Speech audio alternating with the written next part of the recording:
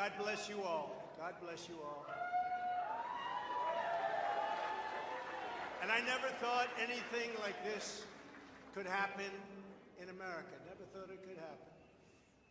The only crime that I have committed is to fearlessly defend our nation from those who seek to destroy it.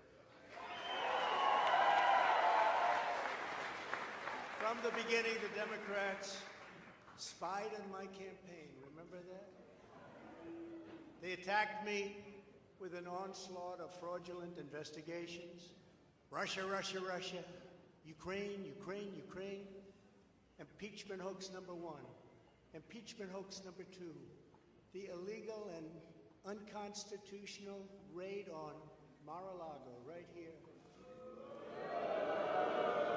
The lying to the FISA courts, the FBI and DOJ relentlessly pursuing Republicans, the unconstitutional changes to election laws by not getting approvals from state legislators, the millions of votes illegally stuffed into ballot boxes and all caught on government cameras.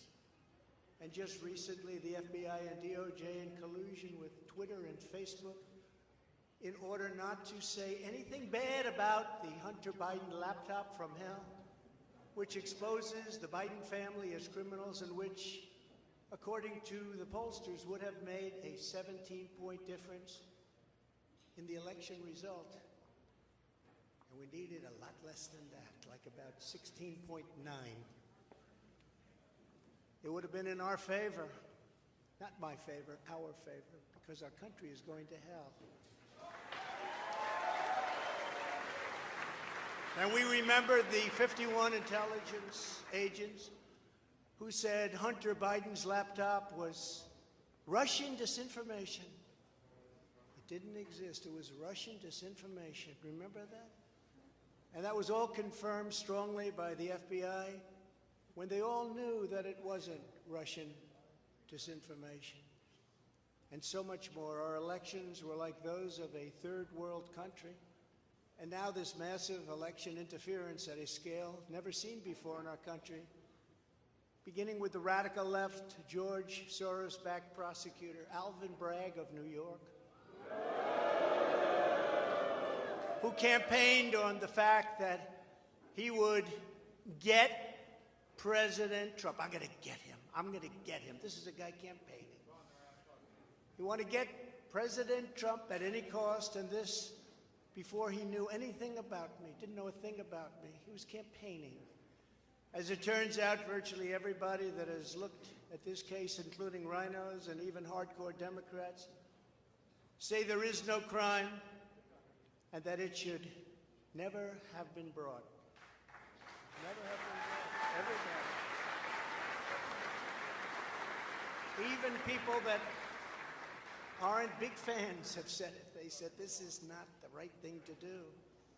It's an insult to our country, as the world is already laughing at us for so many other reasons, like our open borders, our incompetent withdrawal from Afghanistan, where we left behind American citizens, $85 billion worth of the best military equipment in the world, lost 13 magnificent young lives, and far too many to mention that are so badly hurt with the loss of arms and legs and facial obliteration.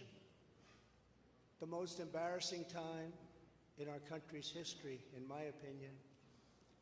Then our give up on energy independence and even energy dominant. We're going to be dominant within 6 months, more than any other nation ×2.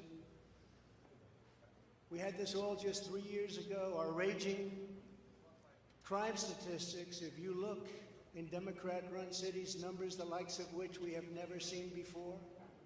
The open threats by various countries of the use of nuclear weapons, something never mentioned or discussed by outside nations during the Trump administration, and which could very well lead under the Biden administration's leadership to an all-out nuclear World War III. Can happen. We're not very far away from it, believe it or not. An economy that has been crippled by the biggest inflation we have seen in more than 60 years. and a military that I used to defeat ISIS in 4 weeks. They said it would take 4 years. 4 weeks. To kill al-Baghdadi and Soleimani, that has now gone woke at the top levels by trying to indoctrinate everyone down to the lowest ranking patriot. But now they have really stepped up their efforts by indicting the 45th President of the United States, who received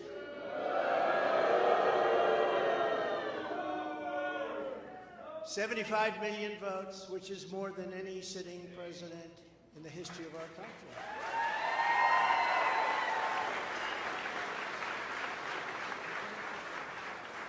And in the wings, they've got a local racist Democrat district attorney in Atlanta who is doing everything in her power to indict me over an absolutely perfect phone call, even more perfect than the one I made with the president of Ukraine. Remember, I kept saying that's a perfect call. This one was more perfect. Nobody said, sir, you shouldn't say that. Many people on the phone or hung up in disgust because of something I inappropriately said, because nothing was said wrong. In fact, at the end of the call, we agreed to continue our conversation about election fraud, specifically in Georgia, at a later time. Many people on the phone, including lots of lawyers, nobody found anything wrong with that perfect call until a book promotion tour many months later. All of a sudden they say, you know, I remember Trump making a call. Let's look at that.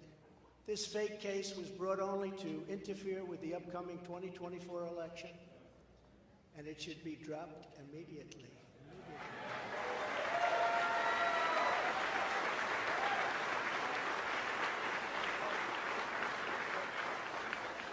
Then you have a radical left lunatic known as a bomb thrower who is harassing hundreds of my people day after day over the boxes hoax. You know, the boxes hoax, as we call it. Just so everyone knows, I come under what's known as the Presidential Records Act, which was designed and approved by Congress long ago just for this reason.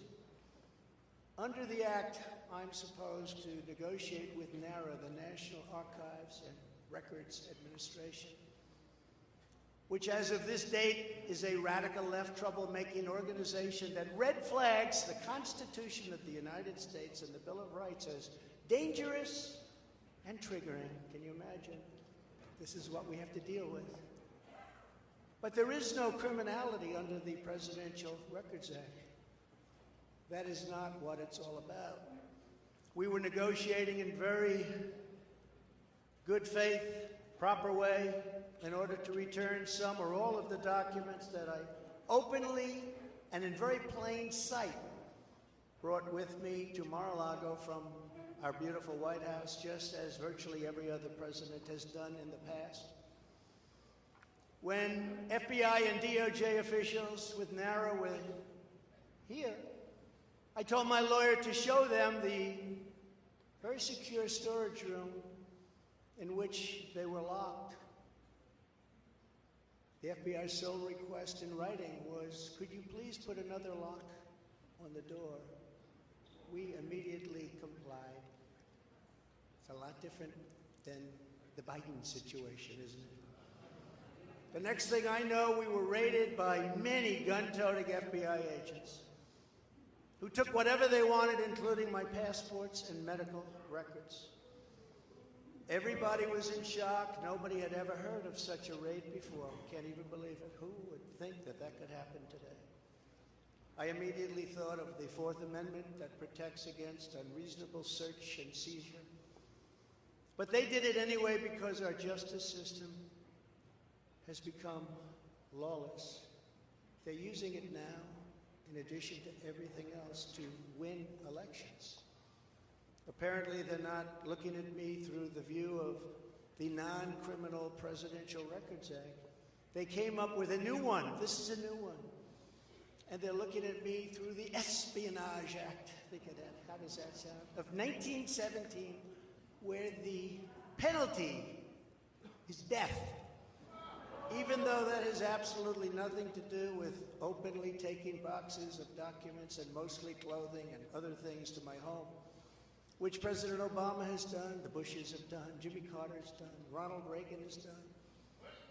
Everybody's done. In fact, Hillary Clinton got rid of 33,000 emails, and that was okay.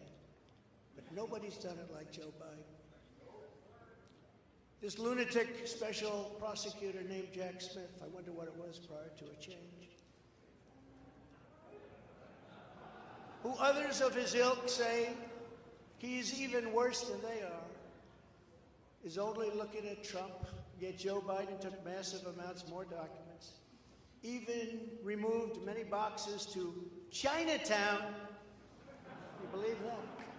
Just got $10 million from China. Where did that come from? I guess they were banking on Hunter's expertise, and had others stored in unsecured offices in Pennsylvania and strewn all over his garage floor, where his now very famous Corvette is also stored. All over the floor, including classified documents. But that's okay. Perhaps most importantly, he has 1,850 boxes in Delaware, which he is refusing to give up. But isn't that real obstruction? That's obstruction. As president, I have the right to declassify documents, and the process is automatic. If I take them with me, it's automatic, declassified. Biden was vice president.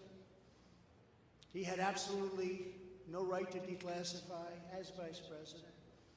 He doesn't come under the non-criminal Presidential Records Act. He comes under the very criminal Federal Records Act, unfortunately for him, but it's not going to matter because they don't follow the law, which has very severe penalties. He had classified documents that he took while he was a senator, which is absolutely inexcusable. And other senators, including Democrats, are outraged.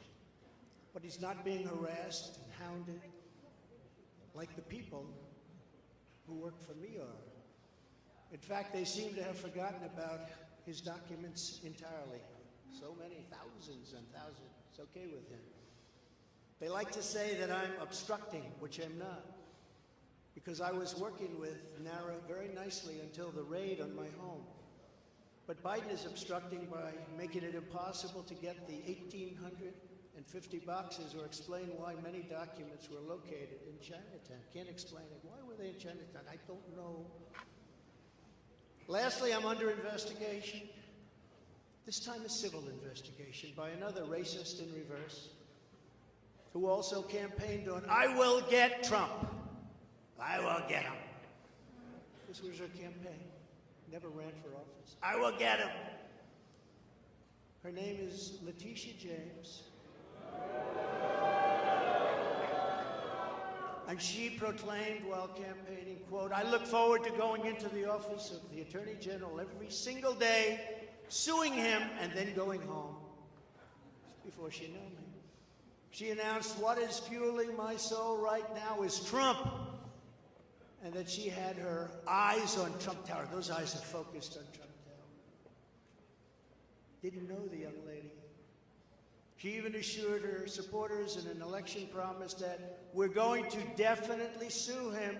We're going to be a real pain in the ass. He's going to know my name personally.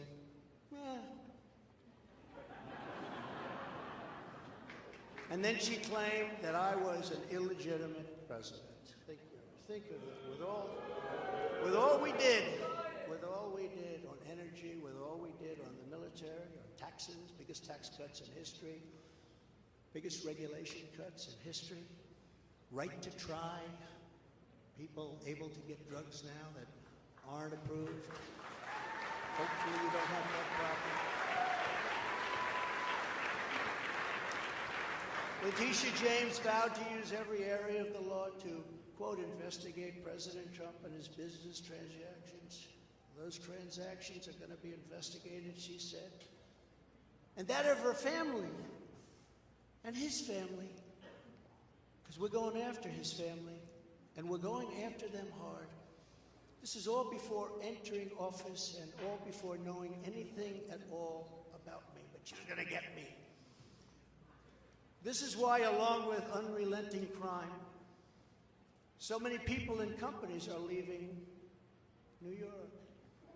She said that I falsified my financial statements, but in fact we're proving and will prove that my financial statements were substantially more than we submitted, not less. And in all cases have a strong disclaimer clause in them which tells the institutions that may look at that if they want to, not to rely on the statement. But they've got a problem with their case because, number one, I'm very underleveraged. They can't believe it. All the stuff they read and gave. And have very little debt relative to the value of assets. And importantly, not one bank has lost even $1. She was investigating me to save banks. They have very good lawyers. But they didn't lose $1 with us during this period of time. In fact, the banks we're talking about made almost $200 million off Donald Trump, and they liked me very much. We never missed a payment, never got a default notice, had a great relationship with all of them. I don't need banks. We have a lot of cash. I built a great business with my family, built a fantastic business.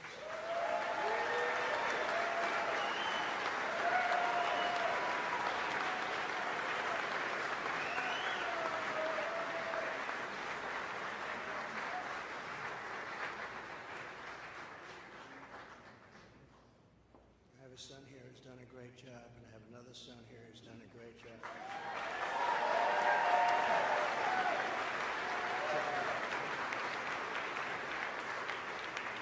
And Ivanka, and Barron will be great someday. He's tall, and he's smart.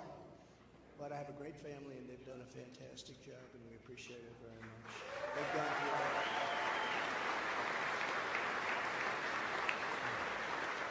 So she's suing me over banks that weren't defrauded, when she should be focused on violent crime that's driving people out of the state. This is a persecution, not an investigation.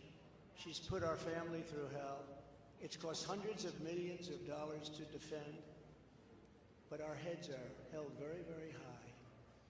They want to settle the case, but I want no part of that. So here we are now.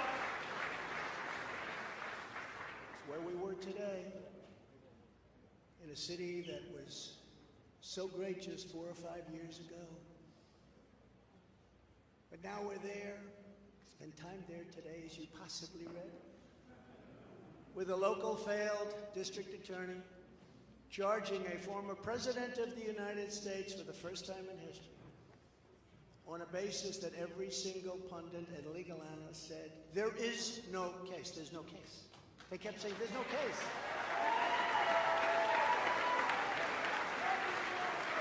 Virtually everyone. But it's far worse than that, because he knew there was no case. That's why last week he delayed for a month and then immediately took that back and threw this ridiculous indictment together. Came out today, everybody said, this is not really an indictment, there's nothing here. My lawyers came to me and they said, there's nothing here, they're not even saying what you did. The criminal is the district attorney because he illegally leaked massive amounts of grand jury information, for which he should be prosecuted, or at a minimum, he should resign. And Alvin Bragg's wife confirmed a report that claimed her husband has Trump nailed on felonies. She has since locked down her Twitter account.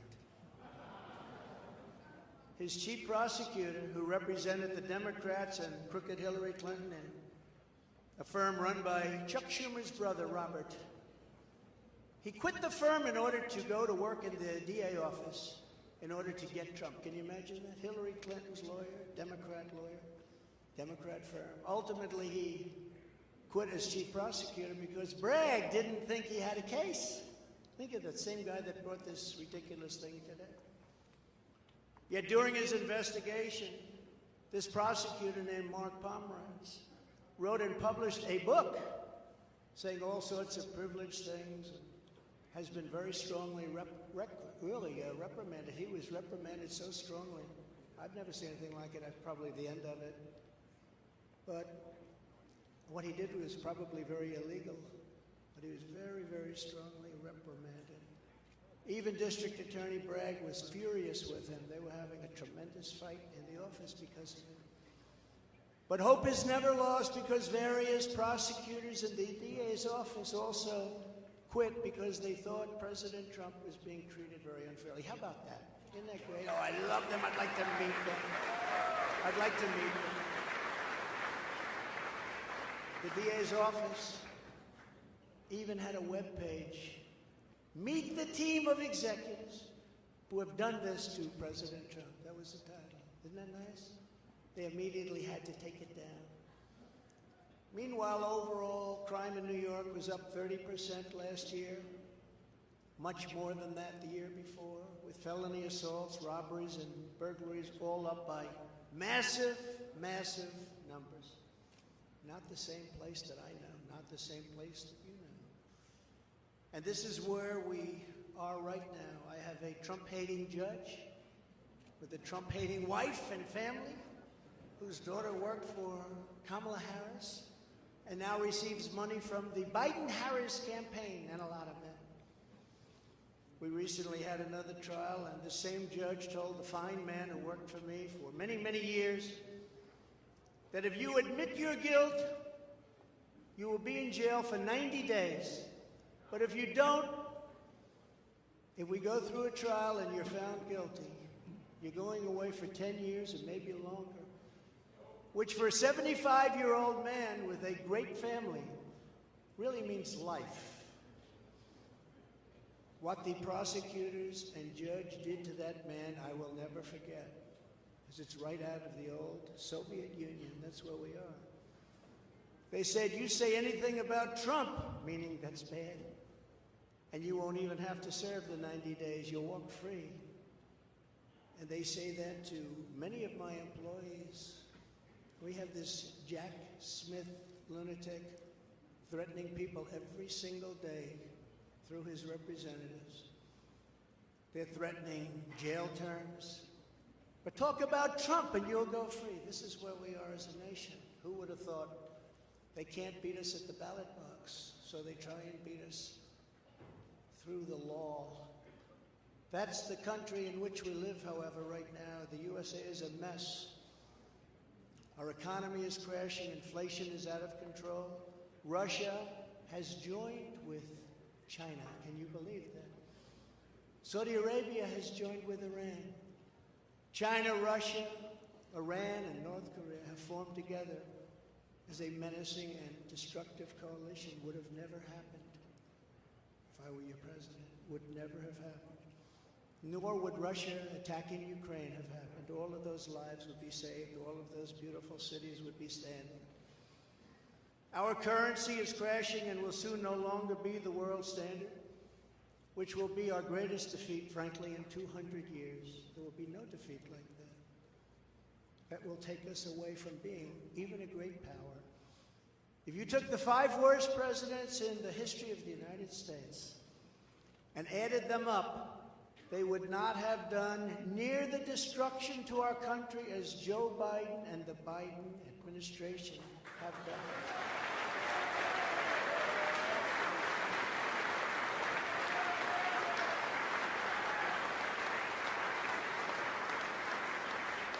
Incredibly, we are now a failing nation. We are a nation in decline. And now these radical left lunatics want to interfere with our elections by using law enforcement. We can't let that happen.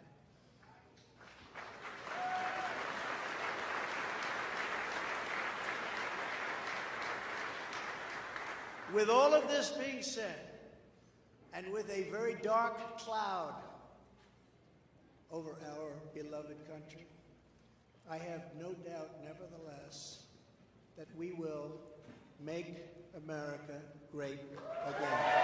Thank you very much. God bless you. and God bless America. Thank you very much, Eric.